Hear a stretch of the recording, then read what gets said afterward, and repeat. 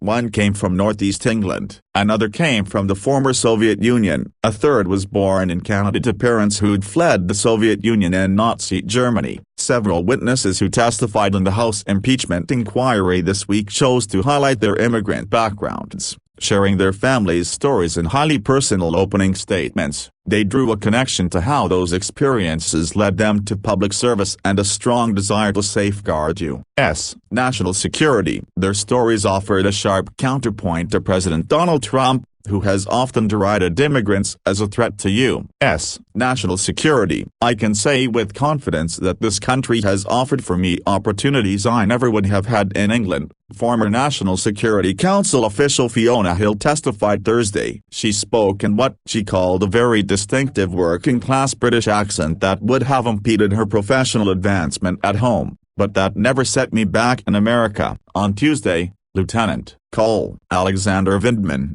an Army officer who works with the National Security Council, testified that his family fled to the U.S. from the Soviet Union when he was 3. He said in his opening statement that he and his brothers felt compelled to serve in the military to repay the country that had offered them refuge from authoritarian oppression.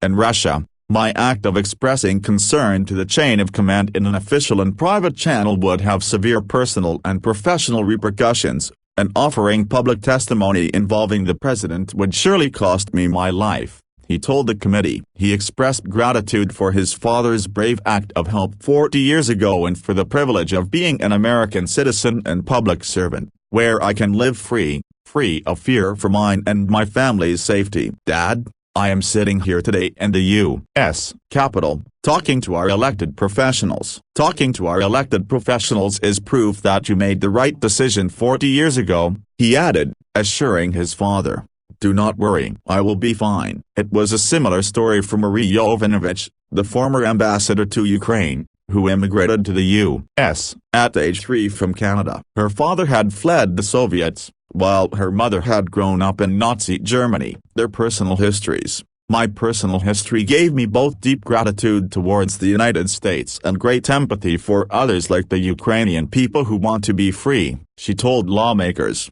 explaining that she joined the Foreign Service with no agenda other than to pursue our stated foreign policy goals. "My service is an expression of gratitude for all that this country has given to me and to my family," she said. Another witness, Gordon Sondland, the president's ambassador to the European Union, described how his parents had fled Europe during the Holocaust, first moving to Uruguay and then settling in Seattle.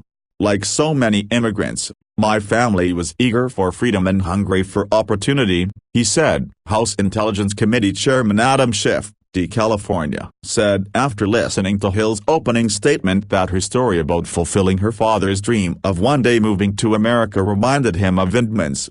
"The few immigrant stories that we have heard just in the course of those hearings are among the most powerful I think I've ever heard," Schiff said Thursday. "You and Colonel Vindman and others are the best of this country and you came here by choice, and we are so blessed that you did, so welcome." Yet those immigrant routes also opened several witnesses to criticism. Republican members, for instance, raised the fact that Vindman, who appeared in his uniform, had been repeatedly offered the position of defense minister by the government of Ukraine. He reported the offers to his superiors and quickly dismissed them. "I guess Mr. Castor is implying maybe you have got some dual loyalty, which is, of course, an old smear we have heard many times in our history," Rep. Sean Maloney, DNY, said at one point, referring to Steve Castor. The committee's Republican attorney, Rep. Jim Himes, D. Connecticut, said the line of questioning may have come cloaked in a Brooks Brothers suit and in parliamentary language,